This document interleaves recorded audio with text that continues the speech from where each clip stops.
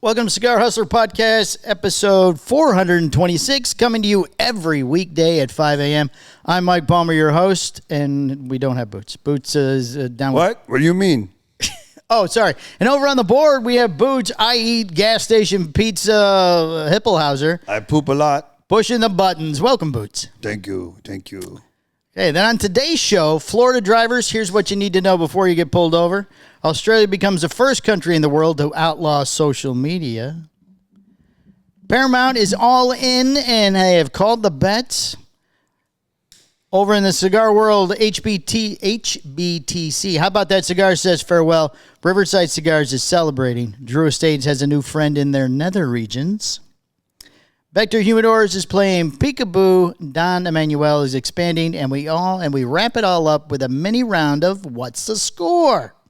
But before we get started, over here on my left, a man who needs no introduction, who has the thickest hair you've ever seen, the biggest muscles of anybody in the cigar industry, Michael Deadlift Stepankevich. Do you want to know how you get some of that swag, or you just wanted to introduce me? Well, I was introducing you, and then after you said, hello, Michael, I was going to ask you how we get the swag. Well, hello, Michael. I mean, we've only done 426 of these. Well, the CH Pod swag thing's relatively new. So, Michael, if I was to want to get some of this CH Pod swag, how would I get some? You know, that's a great question, Mike. Thank you so much for asking. What you want to do is you want to go on to chpod.com and check out our latest apparel. If you buy one, you get the second one 40% off. And if you spend $100 or more, you get free shipping. We have the Pressure is a Privilege shirt right now. We have a couple of BDP shirts. We still have a couple of blackout War Bear hats, like the ones that we're wearing. Oh, we have hats. People have been asking for the hats still. Yeah, we got a couple hats right now. So, but when they're gone, I'm not going to make more of them. That's it. We'll work on the next hat. Yes, thing, yes. The next thing. Yeah, so jump on chpod.com, like and subscribe to wherever you're viewing or watching, and let's go. Real quick question about the swag. Do these logo things, these rubber things, do they only come in black? You can probably get them in different colors and stuff. Just curious. Yeah. Someone mentioned something I thought was a good idea. Okay. All right, now on with the news. So back in October, Florida passed one of those big laws that has a bunch of little laws hidden in it. Okay. Oh, they're sneaky. Sneaky. Yes. So Florida's new license plate crackdown, what you need to know before you get pulled over, just started Monday. Okay. Florida just tightened the screws on anything that even slightly gets in the way of your license plate, and the new rules are catching a lot of drivers off guard. As of October 1st, 2025, Florida Statute 320.061 got a major update, and it's pretty simple. Anything covers, distorts, tints, flips, darkens, or decorates your plate in any way that affects how easily it can be read is not legal, period.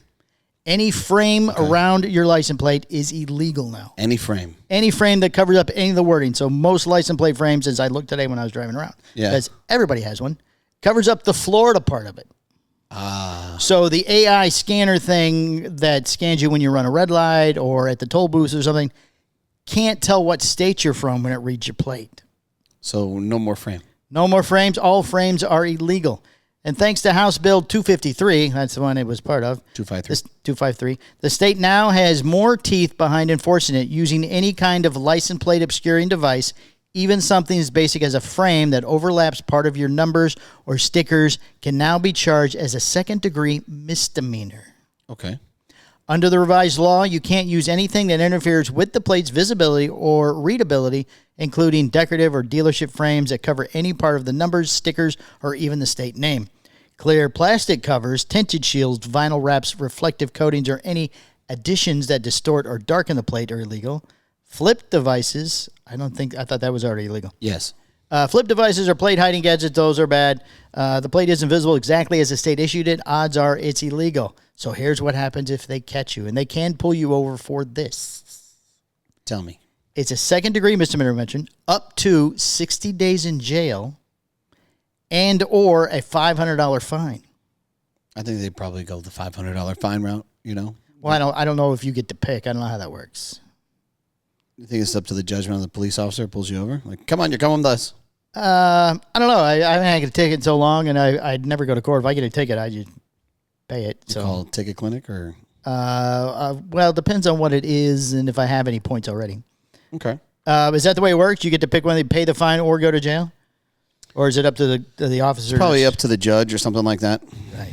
They probably look at your record and see if there's previous yada yadas. Right. If you've done this before or something. Yeah. Law enforcement agencies across Florida already issuing more citations, and even plates with harmless frames are getting flagged. Bottom line, if you've got a frame, cover, or anything mounted around your plate, now's the time to double check it. The state isn't playing around, and that little decorative border might cost you more than you think. I'll be taking mine off. I didn't have a screwdriver all day, but I will be taking mine off. Toot sweet. Okay, so who do you think it hurts the most as far as losing the frames? I think, well, from what I saw today, most of them are dealership type things. Right. So, like, if you buy it at Kia Hyundai or something like that, they put it on your car, and they don't even really tell you they did it. No, why would they? Right. They're just advertising their dealership. There's only one frame you can have, and that's the one that says you support the sheriff's department. Oh, really? Yeah, because the sheriff's department's issued a statement with a picture of their plate or their frame thing, and because it is cut different, and you can see the word Florida. Oh, well, let's go I support the sheriff's department. Why do you? I'd just rather not have one. I imagine there's a fee. They don't just give them away. There's a fee? A fee for the 5.5 and a 4. I'm okay with that. I mean, okay, so do you have a problem with this law? No, the way it came about, yes. Because, I mean, if you haven't heard about it on the radio or seen it on TV or one of your neighbors tell you, or you listen to a Cigar Hustler podcast, episode 426, you don't know. Okay, you think that they're just going to go and start enforcing it really hard? When does it go into effect? This past Monday it did. Oh, it already went into effect. Yeah, it's going now. Oh, okay. Monday was the cutoff, or the start date. Well, here we are just helping the citizens of the Sunshine State of Florida. Exactly, that is why we carried the story today. Yeah, okay. So supposedly now what they're doing is they're warning you, like, hey, that thing on your car, but I mean, if you're an asshole and you give the cop a hard time, he could go, oh, $500 ticket, here you go. You got to love the fact that, if you're an asshole. Sure. Yeah. Right. Don't be an asshole. No. I've gotten off twice just for being nice. Being nice can go a long way. Right. You didn't give me any trouble. You answered all my questions. You know what? Don't do it again. Bye-bye. I love that. I absolutely love that. Yeah. That's great. Okay. All right. So, Boots, how do you feel about license plate covers, and are you going to take any off? My cars don't even have license plate. I don't.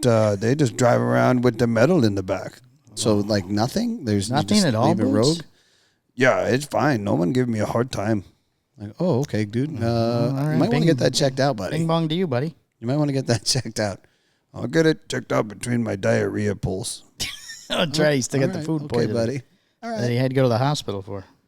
Okay. All right. So moving on. All right. Australia, this also starts today. A lot going on in the world today. Australia becomes the first country to ban social media for children under 16. Wow. Australia has introduced a landmark law banning anyone under 16 from using major social media platforms, including TikTok, Instagram, Facebook, YouTube, Snapchat, X, Threads, Reddit, Twitch, and Kick. New accounts can't be created, and existing profiles are being shut down, making this the first nationwide ban of its kind, and one that other countries are watching closely. Now, you remember when you might not, but when Facebook started, it was originally a thing for college students. Right. So to get an early account, you just had to lie about your age. I mean, I was obviously Okay. too old at the time, so I just backdated my thing.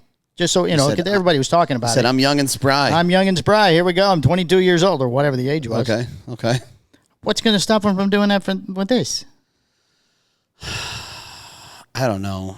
Not much. I mean, it sounds like overregulation, but Australia is notorious for that at this point. Well, it's a country of criminals. So, But you think that if being a country of criminals, that it would be more lawless. well, there's always the one guy that's in charge. The one guy's in You haven't charge. seen the movies? There's always the warden. Like the guy who's running like the Thunderdome. Yes, Okay. So Master Blaster run Bartertown. who run Bartertown? No, Master Blaster. Master Blaster does not run Bartertown. He made. He did what run was her Bartertown. name? Say that. What was her name? What's the guy that Tina Turner? It was Tina Turner. It was Tina Turner. I was gonna say, what's the woman that got beat up by Ike? I couldn't remember her name. What was the one that got beat up by Ike? Oh my God, dude. Okay, so Allegedly. So if his family's listening. if you age out, if you become 17 years of age, can you get a TikTok or no? They're just done. No. It's 16 and under. When you're 17, you're back in. Okay, so it's just an age restriction on TikTok. Yes. Well, all those ones that were mentioned, yeah. On all social media platforms. All social media platforms, basically. Okay. So you're saying Seems hard to police. yeah, you're saying that it's going to be tough to regulate. Yes. Okay. I mean, I guess you put up a picture, but then is there a group of Australians that check every IP address in Australia and go, that picture, would they look 16 to you in that picture? How about you? What do you think? I mean, yeah. Well, like, what's stopping my son from building an account under my name Exactly. and then just doing a faceless social media? Right. Or even using your picture. Yeah. Or Google 18-year-old dark-haired male and then just grab a photo. Or just AI a picture of him. Oh, hey, I forgot we have that. now. Making yeah, we forgot about that. Yeah. We forgot about AI. Yeah, picture of him, what he's going to look like at 18. Right. Just, morph me into an Fake 18-year-old. IDs are so much easier now. Yeah, it's ridiculous. It's ridiculous. You know, the kind of hard work we had to do We had before. to cut out poster board and make a little hole, and then hold Yeah. it up and have somebody else take your picture. Exactly. What was that in Vegas Vacation? Papa Gino or whatever his name was? It's been in a bunch of different movies. Yeah. Okay, well, dude, look, Australia's a hot mess. I don't know what else to tell you. This is just another dumb thing. Yeah, it's just something else. I don't think we'll do it. I mean, are you? I'm not for necessarily a bunch of kids being on social media. No, but we'll read more into this story here in a minute. I think it's more something the parents should be able to. Right. I don't need the government to step in. Right. on I mean, this. you have 3 kids. Any of them on social media at the moment? I'm sure Teddy's not. Is he? Jax is on social media platforms, Right. but it's mainly faceless stuff that he likes to edit. He likes to do video clips and all this other Right. stuff. So like YouTube and stuff. Yeah, and I'm not going to deprive him of that. You know. Does he have the age restriction thing on there? Because like sometimes if I'm not even logged in, Yeah. I can't watch certain videos because it wants me to log in to verify my age. I don't have age restriction on any of his stuff, but I have a different philosophy towards all of those things. I don't necessarily believe in sheltering my kid to that. I mean, I think that he's of the age enough. He doesn't get to go in his room and sit on social media. You know what I Right, mean? sure. Like when he's on social media, it's in front of us. It's around us. So if I hear something that I think is not okay, I tell him, hey, that's not okay. And here's why, you know? So, but I don't think a lot of people have that same philosophy. They just, Sure. You Some know. people just turn them loose. yeah, they'll do that or they'll over restrict, and is there a right or a wrong way? I don't think that there is. I just think there's just the way that you want to do it. Right. And Sure. that kind of brings me back full circle as to why I don't think the government gets to say, this is how it should be. Right. Didn't they talk about doing that in Florida too, but it didn't pass? I honestly don't know. I seem to remember us doing a story about it. Maybe. But Florida, bro? I mean, Well, that's why it didn't pass. the license plate thing's kind of a surprise for me. I ain't mad about it. They but snuck that one in on us. Yeah, They slid snuck it that in. It slid that in. The government says the move is meant to protect young people from the harmful design features of social media that push constant screen time and expose them to dangerous content.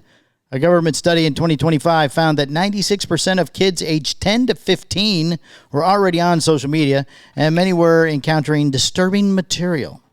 Misogyny? What is that exactly? Is that derogatory to women stuff? Mm-hmm. All right. Violence, eating disorder content, and even posts encouraging self-harm. Well, you got to be on top of this stuff. Right. You got to see what they're doing.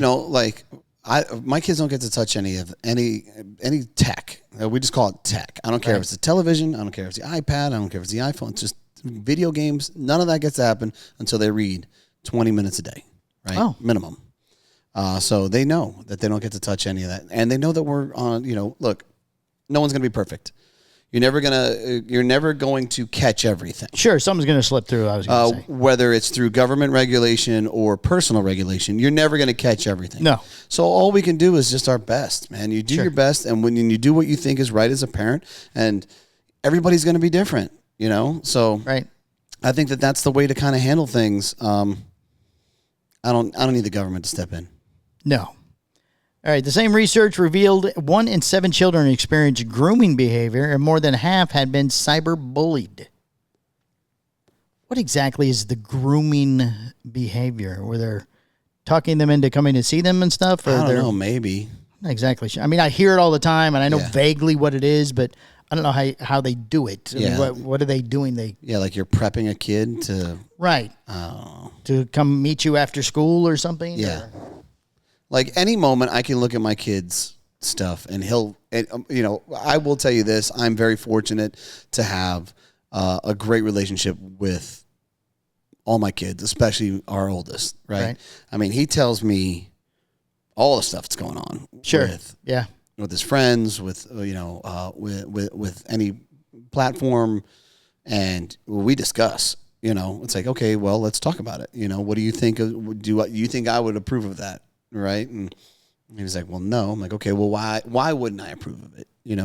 Let him use his brain. Let him think. Sure. Why wouldn't I be okay with that? Right? Well, that helps him too. So when another situation comes up, he's already not programmed is the wrong word, but he's already ready to go. Okay, Dad's not going to like it if I do this. Well, he's had enough repetitions now and had more experience in life where he can kind of identify this is a problem. Right. Good things, bad things. Yeah, exactly. Not like I can't do this because I'm going to get in trouble, but I shouldn't do this because It's wrong. this or is it's the bad. wrong thing to do. Right. I think that's what we're trying to accomplish. His TV's already broke. What else can he do? Right. The TV is broke. TV's broke. Hey, look, I found one on look at Best Buy, $80. Still $80. Money well spent. All right. Not only that, dude, but listen, I could go fix that today. We're hanging tight. There's got to be at least 3 or 4 solid days of remembering, hey, don't do that. Right. Right. And then we'll get the TV. Then you get the TV. That's $80. All right. Is it a bigger TV or same size? I was actually going to go the other direction, went and smaller? start shrinking them. Oh, pretty soon he's watching an iPhone on the wall from across the room. I was gonna start shrinking them. So this next one's 32-inch. We have a couple small iPads that we have gathered through the years. When you get to that size, I'm gonna tell him. If I have to do it again, the next one's gonna get even smaller. That's hilarious. For a platform to be included in the ban, it must allow social media interaction between users, enable posting, and allow some level of open user-to-user communication. Based on these criteria, services like YouTube Kids, Google Classroom, and WhatsApp are not included. Kids under 16 will still be able to view most online content that doesn't require an account. Critics say the legislation doesn't go far enough and argue that online gaming platforms such as Roblox and Discord, where minors also interact, should be added to the list. Yeah, I think that shit's way more dangerous. I hated the gaming when the kids were younger. Yeah, because that's where trouble lurks. The language was so bad. Not only that, but that's where the creepers are. Well, yeah, sure. They go, hey, I'm going to go visit Paul. I go, Paul? He's this 42-year-old guy that we play games with all the time. Like, Yeah, no, you're not. You're not visiting Paul. He's a big Roblox guy. He's a big Roblox guy. Paul. Right, exactly. Not that Paul. I don't know. Is this Paul? Poor Paul. Poor Paul. Poor I even Paul. asked him to come do the show today. He was busy. Oh, that's okay. Hostile territory. Paramount makes a bid for WBD. Uh-oh. They have upped the ante. Oh. 3 days after Netflix announced the deal, Paramount is making things messy. Leave it to a merger between entertainment companies to have drama. Paramount Skydance launched an all-cash. Guess how much? Okay, before, was it 83? Billion? Yeah, it was 83 billion. $83.7 billion. Okay, now guess the new offer by Paramount. $92 billion. 108 billion all cash. That is a flex. That is a massive flex. That is a flex. Oh, yeah? 108 cash. Yeah, small bills. Small bills, non-sequential. Non-sequential. Not brand new either. We'll have them to you by the end of the day today. 17 silver suitcases. Where are you located? Yeah, I can have that done. I had that brought over. 108 billion, a hostile takeover bid for Warner Brothers Discovery yesterday, 3 days after Netflix announced a deal for 82.7 billion. We're really here to finish. That's what we said. I thought we said 83. Did we say 82? Whatever it is. Whatever. We're really, at this point, 82. What's 82? What's another billion? What's another billion at this point? Still not enough. We're really here to finish what we started. Paramount CEO David Ellison told CNBC, referencing the 6 bids his company made before Netflix offer was accepted. Oh, they had already bid 5 other times. Wow, that's incredible. We'll give you $1. Okay, $10. $108 billion. Final offer. Making sure his words were as hostile as the takeover bid itself, Paramount is relying on more money for shareholders and what it sees is a more straightforward path to a green light from regulators to bolster its bid. Paramount's offer is $30 per share in cash and could reportedly go higher. Cash money for the 99 and the 2000. Netflix made its deal at $27.75 per share in cash and stock. We're not even getting cash. Yeah, I want that cold, hard cash. While Netflix only wants Warner Brothers, streaming, and studio businesses, Paramount wants it all. The path to Hollywood runs through Washington. No matter which bid ultimately triumphs, a deal can only close if antitrust regulators sign off. The Netflix deal was already facing scrutiny, with President Trump saying Sunday that Netflix's large market share could be a problem. Paramount is perceived as more likely to get the nod. That's partly because it lacks Netflix's streaming dominance and partly because of who's involved. Some of Paramount's funding comes from Affinity Partners, investment firm started by Trump's son-in-law. Alleged the plot thickens. Sovereign wealth funds of Saudi Arabia, Abu Dhabi, and Qatar have also kicked in $24 billion per. Jeez. But they and Kushner would forego any board voting rights, which could help push the deal through. Oh, well. Yeah. Well, of course. Of course. We won't vote. We'll throw the 24 in a Right. piece. You know, that's whatever. That's a solid 70, 80 bill. You guys just got to come up with the other 20. There you go. And you know what? We're not going to say anything. We're not going to say a word. We're not going to vote. We'll just be quiet, silent partners. I got news for you. That's got to be the scariest thing I've ever heard in my life. I mean, like, yeah, you want the 80 billion? No problem. Yeah. And no, we're not going to get involved. No, we're not going to get involved. Just money. Okay. Just the cash. Meanwhile, Ellison is son of Oracle CEO Larry Ellison, an ally of Trump. Market research Netflix shares dropped more than 3% yesterday, while Paramount shot up 9%. But Paramount's perceived pandering may have had the opposite effect. Semaphore reports some officials in D.C. have expressed frustration in the notion that the Justice Department would favor an Ellison family. Okay. So who do you think should get Warner Brothers? Do you think it should be Netflix? Do you think it should be Paramount? Do they have to go with the highest offer? Is that the way it works? I don't think you ever have to go with the highest offer. You just go whoever you want to. Yeah, I don't have to accept. I'm taking the $108 billion, man. I mean, You're still taking the highest offer. still taking the highest offer, even though I don't have to. You're like, Still taking it. this guy's 20. These guys aren't going to talk at all. Remember, they said so right there. This guy's 25 billion more. Right. Yeah. I don't know. That's a lot of billions. Cash. Cash. That's right. Cash for money. That's a whole nother 7 suitcases. You know what though? But I would honestly talk with some of the other people who've done interactions with the Saudis. I mean, how does Vince McMahon feel, right? After his sale of the WWE, there's some other ones. The Live Golf thing. Like, how did all that? Like, I would want data from all of these guys so I can kind of make a decision. Right. Am I really giving something up that's worth that much? Does it make sense for me to do it? But I mean, you're selling it and walking away. Yeah, So I don't care what they do. They can close it. Somebody has to care. Yeah, the people that are buying it. I mean, they're not going to buy it and close it. That'd be ridiculous. They have that much money. They're going to just throw $108 billion and flush it down the toilet because he didn't get the DVD of The Knight's Tale that he asked for back in the 80s. No, but here's what I think. I think that somebody started a company because they believed in something, no Okay. matter what it is. All right. Walt Disney, right? Sure. The Costco guy. Like, I love the CEO, the former The Costco CEO. guy with the hot dogs. Yeah, he says you're not raising the damn. You're not raising the damn price on the hot dog. Like I don't that- care what you do. Right. You got to love that guy, you Right. know? So somebody started Warner Brothers, right? And it became the behemoth of what it is.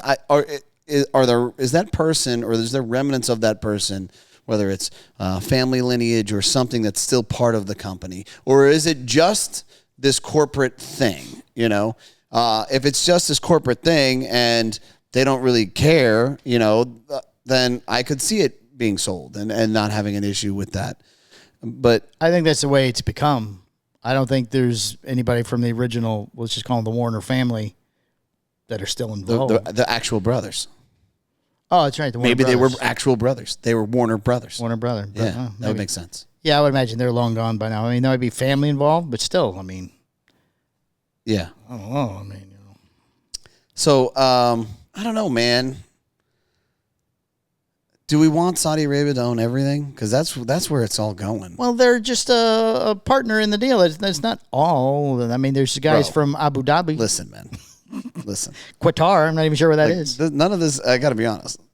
It doesn't, when somebody starts buying everything, I mean, I have some concerns. It's a movie thing. It's not like Whatever. they're buying, the key to the castle. That's probably next. You're talking about the mouse? Yeah. No. The key to the Just castle? the castle being America. Okay, so they're not buying the key to the castle, but they're in ties with the current president of the United States, his family. Well, they're already involved there. You know what I mean? We can't back that up. Like, that's not a good thing. You know what I mean? Like, you don't want other countries having influence on major organizations. I don't know. No, know. I mean you don't, but it's already there now. I don't think this $108 billion deal, Trump's going to go, woohoo, my son-in-law is rich. I imagine he already is. Yeah, I don't know, man. I don't know If you sold Cigar House, you and Greg sell Cigar Hustler for $108 billion, Yeah. are you going to have restrictions on what they have to do with it? No. You're just going to take the money and go. Yeah. $500 billion for you, $500 billion for Greg. You're not wrong. I'm not really passionate about any of this stuff. Maybe these guys aren't either. Like Dana White had a great example. It's like, hey, he's passionate about his kids and I'm like, yeah, that makes sense. Right. I want to be a good dad. That's all. Sure. The other stuff isn't as important. Right. I'm like, okay. You can right. break TVs every day if you have $500 billion. Imagine the TVs that I could break TVs you on could a break. daily basis. You could just crack them over people's heads. Like, you make me sound like I'm a complete animal. I didn't do that. I don't think I'm that bad. You're not. Okay. I keep seeing people in cars. It's freaking me out. All right. All right, now let's enlighten everyone on today's cigar news. We're switching to cigar news. Okay, so before we switch to cigar news, I honestly don't know what the right move here is, whether it's Netflix or Paramount or Yeah, I mean, people a lot smarter than us are going to make this decision. or it's bought and it's sustained, kept the same where it's at. I mean, because now I also have other concerns with DC and all these other things that are sold with them. Who has the rights to them? Then theme parks become a mess. Like there's a whole. They didn't mention DC. Did they mention the superheroes? You mentioned DC in the previous. Yesterday I didn't remember hearing the superhero, but I do remember DC is definitely on the board. All of them. So, Yeah. Right, yeah. I read an article. I mean, you mentioned the Mouser real quickly. I read an article last night that you can get a flight to Japan, go to Disney World Japan, stay in a hotel, and then fly back cheaper than a family of four can go to Disney World in Orlando. I don't know how true that is. It's cheaper over there. I don't think that that's accurate. I don't know. Sounded pretty accurate when I read it. They raised the price again. Because they can. Well, I know. Well, they're going to keep going with the price until people stop going. And that's not going to happen. Yeah. Well, until people feel that there's no more value there. I don't know where that price is going to be. Somebody's going to pay it. I don't know, because if you drop a ton of cash on this and you're like, well, was it worth it? No. Or could we have done this? And, Bora Bora or something. You know what I mean? Like, Right. Okay. All right. Now we're into the cigar news. Now we're in cigar news. How about that cigar says goodbye with one final episode? After years of bringing cigar fans the conversations, interviews, and industry moments nobody else could quite capture, how about that cigar has aired its final episode? Did you watch last night? Last night, where was I? Oh, I went out to dinner. Oh. So no. I got home relatively late. I did turn it on, but there was a guy on that I don't know who he was. They had a guy from Reds, I think, which is where they were doing the show. They did the show from a cigar lounge. Okay, and he was some guy from I stopped watching when they brought that guy on. Okay. Because I didn't know who he was either. So he was talking. He seemed very nice. I'm not trying to... Sure. He was some guy from the very, very, very beginning. And he was talking about kind of the basics of sharing experience and social and blah, blah, blah, blah, blah. And he started to get kind of loopy. He would repeat it over and over again. Oh. So So I kind of struggled on that aspect, unfortunately. And at that point, I was exhausted. So The first 30 minutes they talked about us and our show. Oh, really? Yes. Well, Matt Ty is a gentleman and a scholar. He's an amazing person. Raul's amazing, and Justin's amazing. You know. Yes. That's awesome. They said nothing but good things. Raul asked if Matt thought that maybe they purposely didn't mention us because of our relationship, our current relationship with Coop. Right. Matt said no, but Raul and Justin, I guess, had talked previously, and they said something to the effect where maybe subconsciously they didn't because of that, Right. but we were not intentionally not mentioned. Oh, okay. That's cool. They have nothing but respect for us. They love the show. They're all fans of our show. They all watch it all the Yeah, time. man. I didn't read into. They just wanted us to know that we weren't being, whatever the word would be. They weren't. We weren't like not- stricken out of the conversation. Yeah, we weren't stricken out of the conversation on purpose. Yeah, no, I mean, yeah, I get that. I totally get that. I don't think the other guys. I think the other guys, they don't like to talk about anybody, anyways. Right. You know. Well, then on another channel, let's say channel, another show last night, Coop was on. They did their CA 2025 Cigar of the Year pre-show With McTavish. with McTavish and some other guy. I don't know who it was. Okay. And Hector Alfonso from Espinosa Cigars. Yeah. The best cigars. You can find those at all. Stop it.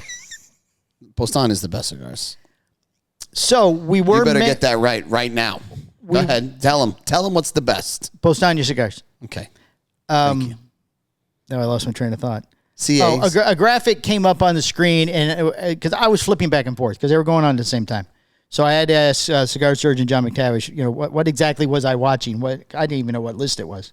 Right. It was the general data of, let me guess, the general data of all the ratings that Cigar Aficionado has done throughout the year and how he kind of categorized whether the people he suspects was going to land. Yeah, but the one I saw that we were on, we were listed as a brand that should have been on the list, but we were excluded because either one, we were not reviewed by CA, or we scored less than a 91.6. Got it. So there's two columns, so maybe 10 to 12 brands. Okay. So Interesting. I saw the graphic, and then I went back, and then I came back, and then they were talking about something else with the graphic still there. So yeah, I had to get John to explain to me what it was. I thought this was Coop's list, Right. and these were the brands he didn't like, so he didn't want to list them. Gotcha. Something like that. Because Luciano was on the list too, and I thought, well, I can't be right because he loves him. This is broken. This is broken. The show that became a Monday night hangout for the entire cigar community wrapped things up with the same authenticity and heart that made it a staple in the first place. In their closing episodes, the guys didn't chase drama or some big emotional spectacle. Instead, they did what they've always done. They spoke honestly and shared a few laughs and thanked the people who showed up week after week. They highlighted the friendships that formed, the events that shaped the industry, and the crazy ride that turned a simple idea into one of the most respected cigar shows out there. It really was a good show. It was a good show. I mean, I didn't watch it religiously, but when I did watch it, I enjoyed it. And I enjoyed being a guest on it. Yeah. That was always fun. And it sucks to see it go, man. It really does. Yeah, it does. I know. It's definitely going to leave a hole. It's depressing. Yeah. Damn. But hey, everything's got to come to an end. Not us. Not now, at least. But, eventually. Until I die.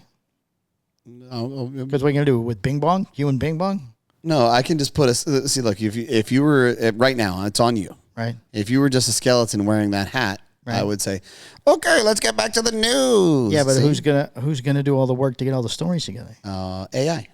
I have AI do it. You still got to have somebody do it. I'll figure that. That sounds like a problem. I don't even focus on Friday's problem. It's Tuesday. Okay, I've been meaning to talk to you about that. Maybe now is not the right time, but as long as you brought Whatever. it up. This is our life. Sure, I know. Okay. You always throw me out here to the wolves, and I have no problem with I think we have gotten too big to do that's tomorrow's problem thing. I think things catch up to us eventually, and we're going to miss something or not be able to fix something, or something's going to become too late. Okay, I can argue either side of that, but give me an example. Well, I don't know. It hasn't happened yet. Yeah, that's exactly my point. Doesn't mean it's not going to. The only way that I'm kicking the can on something and I'm saying that that's tomorrow's problem is because there are more urgent, pressing things that I have to deal with. I'm not saying, well, I got to watch this TV show. Well, no, I'm not You know what saying I'm we're saying? doing that. I understand there's always something going on here, but trust me, I completely understand that. Yeah. So realistically, what happens is when an ongoing problem occurs and it isn't fixed in enough time and it isn't fixed efficiently, you start to look for a new staff member that can alleviate some of that pressure, right? Like, okay, we have identified this is an ongoing problem, right? And we've tried to fix it, and we've come to the conclusion that the only way we can fix it is that it becomes someone else's issue and that they address it constantly, right? So that's how you fix a problem that continues to go forward. But you have to remember, man, there are podcast problems. There are wholesale problems. There are retail online problems. There are retail in-store problems. All of these things are going on simultaneously, right?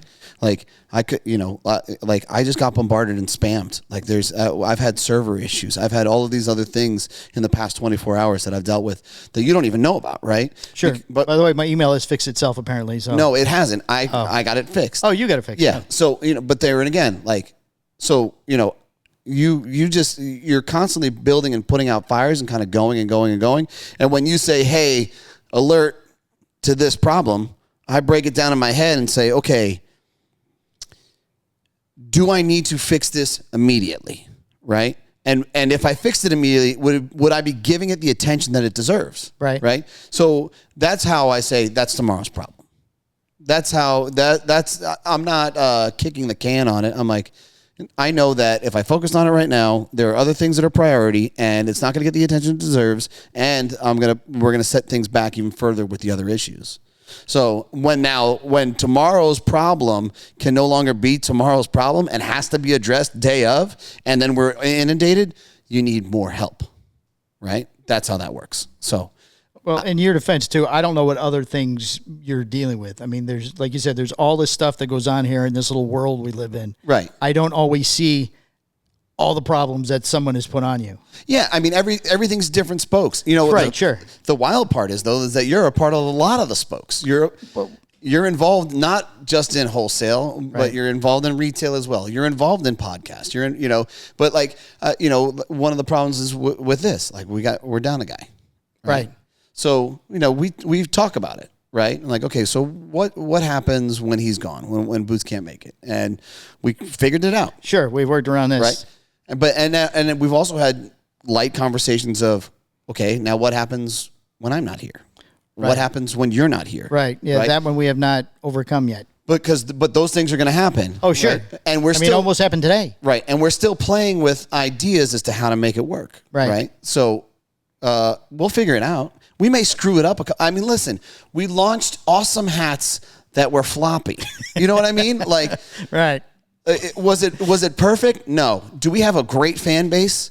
100%. Positive, yes. To a point where they're like, some of them are like, I just fixed it myself. Yeah, I glued it on. Some of them, and look, and there's no right answer here. Like, we appreciate all the help and all the opportunities to fix it, right? Right. We'll do what it is. We'll fix the problem. Maybe the problem isn't solved. Maybe it adds to the catastrophe. But guess what?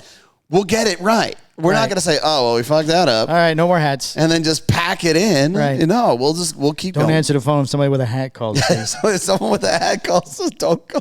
Tell them we're not here. So yeah, man. I don't know. That's just kind of case in point. So whatever. All right, going forward, they all said I went and saw the end of the show this morning because I didn't watch the whole thing. They were saying thank you to people and bringing people up from the audience. They did it in front of a live studio audience type thing. Right.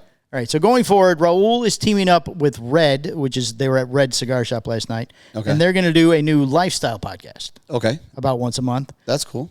Jesse Pants, the engineer, he's focusing on his growing cannabis THC business. Matt Ty is going to spend some well-deserved time with his family. And he's going to take a look at some offers that he's been given by other shows. Oh, wow. Maybe being a small part of somebody else's show. I think that's amazing. I think that's a great idea for him. It'll be so much easier from being the guy that has to do everything every week because I'm sure he's mostly show content for that show to just doing, I only got to do 5 minutes on, Well, the pressure's off a little bit. Right. You know? Makes it more fun. And he's highly intelligent. He's a great speaker. Yes, He's got a voice that you want to hear. Right. You know? So, yeah, I could see that. I could see that working out for him. Absolutely. Sure. Look, just because something ends doesn't mean it's the end. It could be the beginning of other opportunities. He's developed a fan base, and Yeah. he's got the talent to do it. So, Right. all right, that being said, it's never easy to see a good show call it quits, especially one that gave so many brands, makers, and fans a place to connect. But they signed off with real gratitude and zero regrets. They built a legacy They did it in their way, and they left the lounge a little better than the way they found it. So for the last time, how about that cigar? How about that cigar? How about that cigar? Nothing but respect for those guys, man. Respect. I wish you all the best in what you're doing in your future endeavors. And we look forward to seeing what it is that you wind up creating. If you ever want to be a guest on our show, just reach out. Dude, if they lived here, we would rotate them in. No problem. Oh, yeah. You know? Sure. Like, hey, come in and sit down. Come in and sit in. Guest host. You don't have to do anything. Just talk. Right. Just have to read the thing. Yeah. All right. Riverside Cigars unveiling their 15th anniversary cigar. This is good stuff, right? Riverside Cigar Shop. You know, this was in a magazine. It wasn't carried anywhere else. Not Aficionado, but Cigar Snob, maybe? That's interesting. Yeah, it is. That was kind of weird. You know what? When we're done here, I'll call Jeff and see if there was a press release given. And if not, we'll figure that out for them. Riverside Cigar Shop and Lounge announces a Riverside 15th anniversary cigar available exclusively via pre-sale from December 1st to the 7th. Oh, apparently it's over. The pre-sale. Yeah. The cigar will be released later this month. The 5x54 Gran Robusto Prenado? Prenado. $199. Prenado.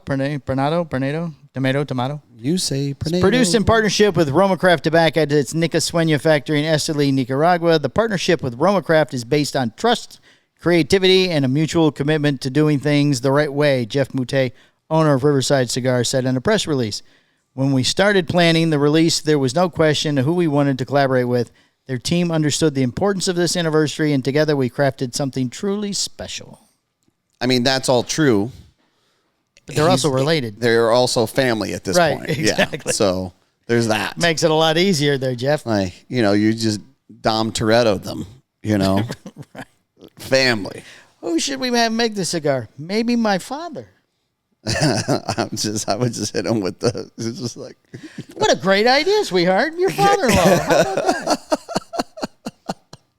That's brilliant. Brilliant idea. Let's get him on the phone. They make just the tell best- they him make at the- Thanksgiving that he's making me a cigar. They make the best cigars in the world anyways, and now they're family. Right. All right, Drew Estate's getting a new distributor in the Netherlands. This fall, Drew Estate told international distributors and retailers that it was in the process of overhauling its non-U.S. business. The most notable aspect of that was the company wasn't an exhibitor at the Intertobac 2025 Trade Fair show. However, it also means that it's changing some of its distributor relationships. Effective January 1st, 2026, Small Batch Traders, BV, will be Drew Estate's new distributor in the Netherlands. Drew Estate is a true... Oh, is this Jonathan Drew? Hold on. No. Damn, I was practicing that all day. Nice. Drew Estate is a true pioneer in the handmade cigar industry, staying true to the mission, the rebirth of cigars, said Sten Elbertson, founder of Small Batch Traders, in a press release. We are proud to bring Drew Estate's exceptional brands to Dutch retailers and aficionados by our sales manager, Henry Terhar. Terhar. It's T-E-R space Har, and T-E-R is not capitalized. Terhar. And we look forward to developing the market together. Albertson launched Small Batch Traders in 2021. The Netherlands represents a dynamic and discerning cigar community, said Dave Cruz Tortorono, General Manager of International Brand Development in Drew Estate, in a press release. A lot of press. Tartar and Toronto. A lot of press releases in this thing. Partnering with Small Batch Traders allows us to expand our presence with a distributor that truly understands a premium segment of our shares of commitment to quality innovation and craftsmanship. Okay, so why release a cigar in the Netherlands? I have no idea. Is Netherlands a big cigar community? I don't think so. I don't think so either. I have no information on Netherlands. No. Other than people that have funny last names. So they're just trying to grow their market space? They're non-American business. Okay, I mean, I'm not against Are you it. sitting around going, or just throwing a dart at a map? I mean, how do they decide, you know what? Netherlands. Maybe somebody approached them and said, hey, Oh, it could be. If you'd like to approach us. it's more complicated than that. I don't know if we could make that work. I've been approached. Well, we have actually through me, that one guy. Well, yeah, I mean, multiple But probably other than from that, different individuals. we would have to make more cigars. Not only that, but then it's got to You know, come. my father-in-law makes them for us, so we could call him. Oh, yeah, your father-in-law? That's interesting. Well, we're going to say that now. Uncle Skippy. Okay. Don Emanuel. Have you heard of these cigars? No, I don't think so. Don They're Manuel? expanding into the Caribbean and Latin America. Everybody's going somewhere. Well, that's interesting. Don Emanuel Cigars is proud to announce it expands into new international markets, including the Caribbean region, the Dominican Republic, Venezuela, and Puerto Rico. This step represents a notable development for the brand, showing increased interest in the debut line, Anuki, created by Don Emanuel. I have heard of these people. Look, listen, it doesn't sound like they've, no disrespect. It doesn't sound like they've really capitalized in the U.S. market, which would probably be the easiest one for them because I haven't heard of them. You haven't heard of them. You know who I have heard of? Master Blender Eladio Diaz. Yes, we have. We have heard of Master Blender. And Tabacalera Birthday boy. Diaz Cabrera in the Dominican Republic. Expanding into these markets is a very meaningful moment for us, said Don Emanuel, founder and creator. Each of these regions has a rich cigar culture and a deep appreciation for craftsmanship. Okay, now this makes more sense with the cigars, though, than the Netherlands. I mean, I guess. At least we know these are cigar places. I'd actually argue the other way. I would say it makes sense for Drew Estate to try and expand into a different space because they have facilitated the U.S. market extremely well. They've dominated in various flavor infused, even the Liga blends and all these other things. So, trying to gain more market share by expanding into different countries, I can see it. Will it work out? I have no idea.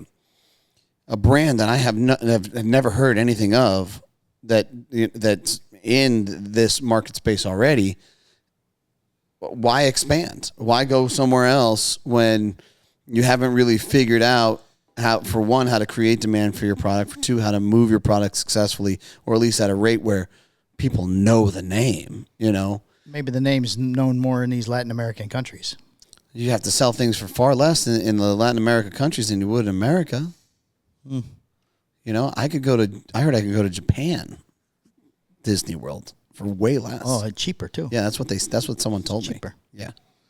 All right, Vector releases a new acrylic humidor. Acrylic. See-through. Got it. Okay. Peekaboo. So like the Zycar one. Yes, but this is made by somebody that's a completely different Company. Completely different thing. Vector KGM has released a new acrylic humidor featuring an extensively customizable interior design. Or was it Boveda? Different. Yeah, it was Boveda. The Vector acrylic humidor measures 14.5 by 9 by 5 inches and weighs 8.1 pounds. Ooh, That's pretty heavy. that's pretty heavy. It's a hefty Boveda. According to Oh, the wait. company, with a Vector. storage capacity of up to 100 cigars, the main tray is fully removable. You could take it all the way out. Just take it with you. Take it out. While 2 large dividers and 4 adjustable mini dividers allow the owner to customize the humidor's layout. You can put things in, take them out. It's amazing. This shit's crazy. The new humidor also features a magnetic front door panel that opens outward. Okay. Which other way would it open? In? Up? So it goes this way? Yeah. Maybe it's like a door. How do they get the cigars in the back? I have no idea. Allowing an entire tray. Oh, you pull the entire tray out. Got it. Without needing to open the top lid of the humidor. Much better design. This makes way more sense. The It sounds top- like it's just like a cooling ashtray. You know what I mean? Like, this could makes be. sense. That top lid is also held in place by magnets, so you can open the top if you want it. Okay. And features side grips to help with opening and closing. Humidor also allows the owner to store some accessories, such as lighters and cutters, in a dedicated tray. Each humidor also comes with 4 67-gram Integra Boost humidification packs. Ooh. That are designed to keep the humidor at a cozy 72% humidity. So that's what this is about. This is the boost one. Yeah, this is a push for a humidor that caters directly towards their own humipacks. Yes. Right. That makes sense. With those packs sliding into the bottom of the humidor, pricing is set at Ooh. Ooh, this Now is wait, I'm going to give you a clue. It is not made by Ellie Blue. yes. So it's not $7,000. Not $7,000. Actually, it's pretty reasonable. I think it's probably like $200. Exactly, $200 per humidor, Look at that. which are Boom. now available to both retailers and consumers. I like it. But you know, at the end of the day, do you want your cigars kind of on display in like a clear view? No, I mean, isn't that bad? I mean, you have to keep it out of the sun because it's going to get heat. It's going to heat up. Oh, I mean, light could affect the Right. coloration of them, but you're probably not. Yeah, putting- we've seen everybody's seen cigars bleached that have been in humidors for too long. Yeah, I don't humidors. think that that's going to be the issue here. I just don't like. I'm not neurotic to I'm OCD to some degree. Like I got my Posana Connecticut's in one kind of tray, Right. And I took all Neanderthal trays, so they're all HNs. So I have my Posana Connecticut's in one. I have my Posana Habanos in another. I have my San Andreas in the third, and then I have actual Neanderthal HNs in the fourth. So I have these 4 trays, right? And then like I have a tray on the bottom of some random stuff, like some Weaselitos, like little quick smokes, maybe a couple things that have been given to me or something like that. But you know, I like the organization of those things. I wouldn't want it in a clear humidor where the Connecticut's would be here, the Habanos would be, you know what I mean? Like, I don't think it could cater to me Sure. because there's probably at least 50 of each in the humidor now at this point, right? And when I run out, I just replenish. So, most cigar consumers, I don't think that this is big enough for them anyways. You know, like real cigar consumers. I think this is supposed to be like a desktop type thing or an additional humidor to something system you already have or something. I I mean, it's guess. 8 pounds. Seems like that'd be too heavy to carry around. I guess it would be cool on a desk, you know, to kind of show and display. Right. But then you have to keep them Perfect. like my humidor, the bottom tray is all the stuff that I don't smoke, and then the top tray is everything I do smoke. I just have the desktop thing now, but if I could see it all the time, I'd have to make everything's not lined up and you got to Right. turn all the labels It's gotta be facing up perfect. and Right. Now So I you just got to op- be really neurotic about it. right. Yeah. Which isn't necessarily a bad thing. I'm just saying that. No. The And if it's pictures on of a- it look very pretty. And if it's on a desktop, I guess I could see that. But Well, yeah, then your cigars become the display piece, not the right. humidor itself. But all my stuff is unbanded Segundos that didn't pass quality inspection. Sure. So All right, now we got a What's the Score mini game. okay. We have one cigar from September 21st, 2021. Charlie Manado, Saints Cigars from Nicaragua, reviews the All Saint Francis Toro. We have not done one of these before. We have not done one of these. Mr. Pegg's assortment of the lovely cigars. Who may or may not be selling his cigars anymore. Last I saw, he was looking for people to come smoke and walk with him across the Appalachian Trail. That was his last post I saw. Oh, that's awesome. Okay. He's just wandering the Appalachian Trail now back and forth. Right. Long Okay. beard, pants are torn, Okay. still a giant of a man. All right. Boots. Mistaken for Bigfoot every once in a while. Boots. You're an All Saints guy, right? Yeah, I love All he likes Saint. All I'm a Saints. big All Saint guy. Okay. So what do you think this cigar does? 100. Oh, Perfect score. wow. Perfect score. You know, there's not many of those on the list. That's incredible, dude. Okay, 100 for you. I think I'm gonna say. Can't wait for him to win one of these. Yeah, I think I'm gonna say. We'll start 85. All right. All Saint, St. Francis Toro from Nicaragua. Tabacalera Villa Cuba S.A. It's an Ecuador Oscuro. Nicaraguan binder, Nicaraguan filler, 6.5 by 52. It's a Toro Extra. June 2021, and they smoked 3 cigars. Okay, Boots. Does that change anything for you? No, I like cigar. 652, good size. Mickey Peg, my boyfriend. 100. Okay. I think the Ecuadorian Oscuro would be a good wrapper. Toro. I'll eke up to 87. All Saints, first clue, sorry. All Saints really nailed the presentation on this cigar, especially with the band design. The color scheme, most notably the rich, vibrant red, adds a premium look that complements the dark wrapper perfectly. It gives the cigar a striking, classy appearance before you even take it out of the cellophane, and it sets the stage for a high-end smoking experience. Okay. So You like the Boots? colors, Boots? They're pretty colors. Boots, what do you think? I like pretty cigar. Very good. 105. Can only go to 100, Boots. 105. I stick with 105. Fine, 105. Okay, 105. Pretty cigar doesn't change much for me. I'm going to stick at 87. Clue number 2, the flavor profile of the All Saints St. Francis Toro shows an impressive balance right from the start. The mix of cocoa, barnyard, hazelnut, praline, and a subtle praline's a type, and that's another nut, and a subtle tartness all work together in a way that feels intentional and layered. Even as the barnyard note stands out. Okay, what is a barnyard flavor? What is it? It tastes like chicken barnyard. shit? Yeah, barnyard. You don't know barnyard? I don't know what it tastes like. You ever walk into a barn and just, That's a smell. Well, he's talking about a taste. they're linked. The barnyard note stands out early in the supporting flavors, adds depth and sweetness, giving the cigar a complexity that keeps the palate engaged. Okay. Boots? Barnyard, Boot. Barnyard. Don't like barn. Too much work. 102. Okay. Too much work. All right, 102. Boots. I'm going to go 89. Well, the cigar avoids any catastrophic. Third clue. Then we still have final thoughts.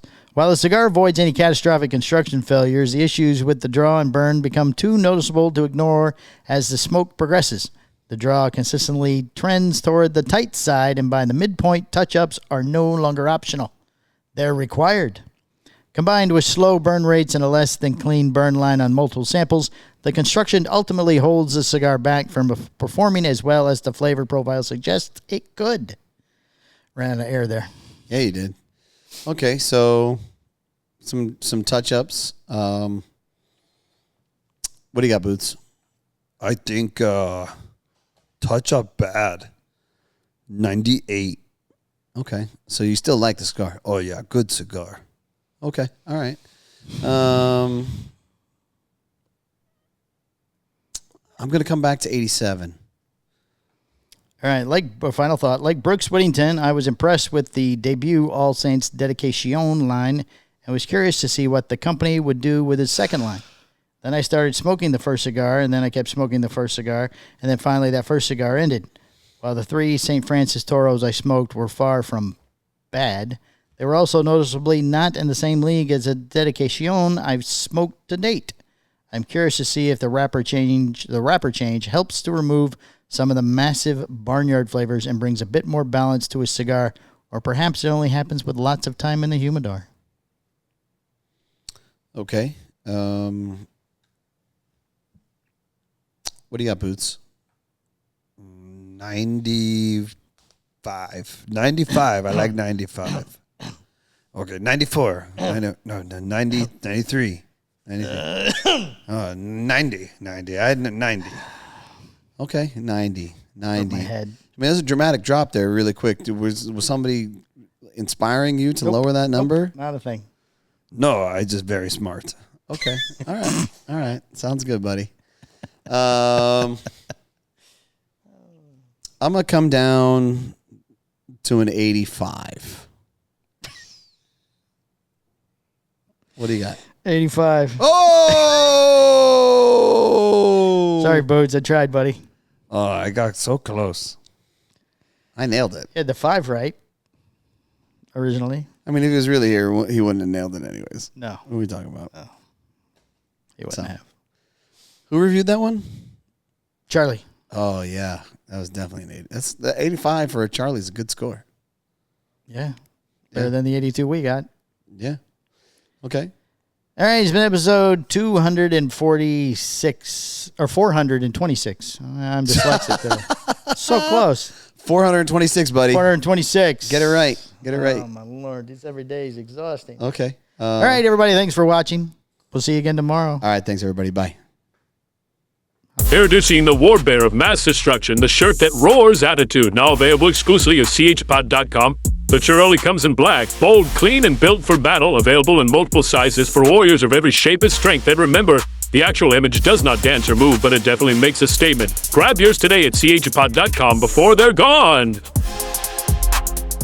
Welcome to the Cigar Hustler Podcast, the show brought to you commercial-free. But a massive shout out to our amazing patrons on the Patreon. Thanks to your unwavering support, we're able to do unfiltered, unbiased opinions. All things cigars, personalities in the cigar world. Your backing makes it possible for us to keep it real for Our listeners. Cheers to you. If you would like to become a Patreon member, go to www.patreon.com and search the Cigar Hustler Podcast. That one up.